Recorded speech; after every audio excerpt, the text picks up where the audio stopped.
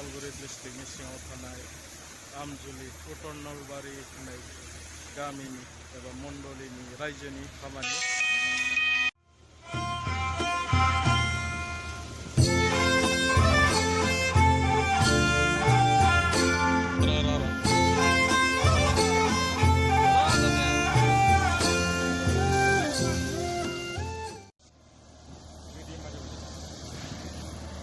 दिनै मानो बेयाव जेनेबा बे माइखौ मानि थाखाय नानाय जादों मा गामिनि बेखौ बुंबानो जाबाय आरो।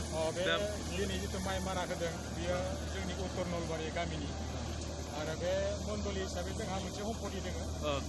ओमफ्राय बे बोसोरे बे खेथि खालामनाय जायो आरो बे मोनसे जोंनि जौगाथाय मण्डलिनि बिफाननि आरो बेजों जों जथेस्थ' मण्डलि हिसाबैबो खामानि मावनो हायो। जोंहा जि हितान दङ बे हितानफोराव जों खामानि मावनायाव जथेस्थ' मदद जायो आरो दा जों रायजो हिसाबै जोंहा 170 घर बेबायदि मानसिफोर दङ न'खर हिसाबै आरो न'खर हिसाबै दा बर्थमान बिनि गेजेराव फ्राय जायो 80 जनसो सफैनो हायो। बिनि गेजेराव किसुमान बेफार बानिज्य आरो साखरिफोर दङ बिसोरो किसुमान समय होजोबनो हायो फ्राय सफैया। बेबायदिनो जों बिदिनो बोसोरे बिदि खामानिखौ मावनाय जायो आरो दा जोङो हयनो बोसोराव जोङो जेरै खेथि खालामो बिदिनो जोंहा बोसोरफ्रोमबो बे माइ बिधानखौ एसे सोलायबाय थानाय जायो आरो देग्लाय जोंहा माइ बिधान हिसाबै सरकारि हिसाबै गायनाय जाबाय आरो जों दासिम हिसाब खालामाखै बेसेबां फसल देग्लाय मोननाय जागोन बेखौ जों उनावहाय हिसाब खालामगोन आरो बेखौ जोङो जेब्ला फाननायनि समाया जोंहा खोब एप्रिल मासाव सहैयो आरो दामखौ जों एसे नेयो आरो बांसिन बे दामखौ नेनानै फाननाय जायो आरो जोङो बाहेरावब्ला एसे जिखिनि दाम सोलियो बेखौ हरो आरो गामियाव बायना जानायफोरनि थाखाय एसे रेहाय होनानै फाननाय जायो आरो दा जोङो जिखिनि देग्लायनि बोसोराव जेसेबां न'खरफ्रा बायना जायो जों दासो मिथिया। बेखौ जों दा जेब्ला फाननायनि सम जागोन अब्ला जों मोनसे डिक्लेयार होगोन बेबायदिनो जोङो फाननाय जानाय आरो जायो सुबिदा जायो आरो जाबाय बांसिन गामियावनो ओमफ्राय बांसिन बायनानै जानायबो जायो बिदिनो जायो आरो दा रायजोनि जानानै बेयाव जेसे सुबुंफोर जुथुम फैदों दा दिनै अन्तत जों 85सो जानो हागौ। 85 ना 85 पचाजिसो आसा दङ आरो न'खर हिसाबै 170 जन 70 घर थिग दङ।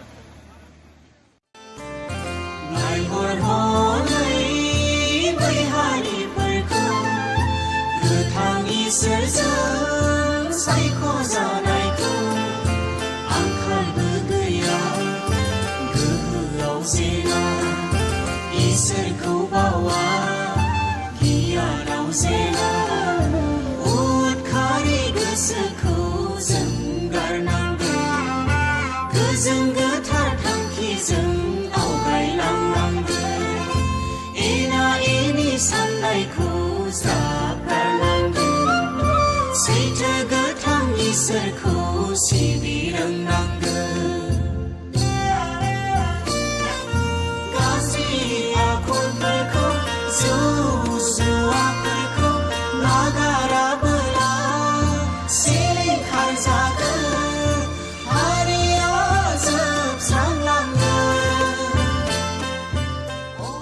नोंथाङा मा गामिनि जाखो? आं गेरुवा बोरिगाव गेरुवा बाप्टिस्ट मण्डलिनि गेरुवानि ना? दा बे मेसिना नोंनि नामाव दं आरो ना? बे मेसिनखौ आं दाखालि सप्तासेनि सिगां समबार दिनाव बायना लाबोदों 2,10,000नि 2,10,000 जयगुरु बे मेसिना जों घन्टायाव 80 मन माइ दिहुनो 80 मन माइ सौनो हायो बेनिखायनो बे मेसिनखौ लाबोनाय जादों जोङो। दिनाव बेसेसो इनकाम खालामनो हायो नोङो बे मेसिननि गेजेरजों? बे मेसिनजों आङो दिनाव 5,000 6,000 बेबायदि नारथिंबाय हानाय जादों। बोरिगाव गेरुवा उत्तर नलबारि मानजाबारि बे गामि दाबथामाव दिनैसिम नारथिंबाय हानाय जादों आरो दा नों बे मेसिनखौ लानानै मुलाम्फा जानाय मोनदोंना मोनाखै?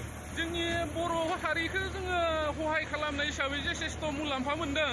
मानो होनबोला मास मोनसे नानो गोनांखौ जोङो घन्टानै घन्टाथामाव फोजोबनो हायो बे मेसिननि जुगिदि जोंनि बर'फोरा बहुद खामानि मावबावनो हायो बेनिखायनो बहुद फोथारनिफ्राय आबादफोरखौ बोखांनो हायो स्पिडबो जायो गोबां बायदिसिना खामानि मावनो हायो दुब्लिनि खामानिखौ दोननानै फोजोबना लानानै आरो जोंहा ख्रिस्टमासआ खाथि फैबाय थादों बे ख्रिस्टमासनि सिगां जोङो बेफोरखौ फोजोबना लानानै एकदम उदांहै जोङो खामानिखौ बांसिनसे बांसिन मावनो हायो आरो ओरैनो नोङो बे मेचिनखौ सालायनायनि बा बे नानायनि नोङो घन्टा हिसाबै लायो ना बेखौ मालिकनि इच्छा बायदि जों हगारना होनाय जायो ओरैनो घन्टा ओरैनो घन्टाबाला 900 आरो बिगाबाला 250 बेफोरबायसा लानाय जादों आरो मालिकआ जि बन्द'बस्त खालामो बेसांखिनिखौनो लानाय जायो आरो जों थिगानो दे हामबायसै एसेनोसै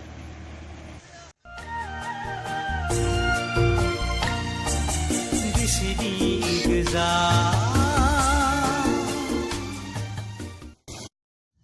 उत्तर नलबारि रायजोनि माइ नानाय खामानि मावनायाव जानो थाखाय रायजोफोरनो जाहोनो थाखाय संनायनि नुथाय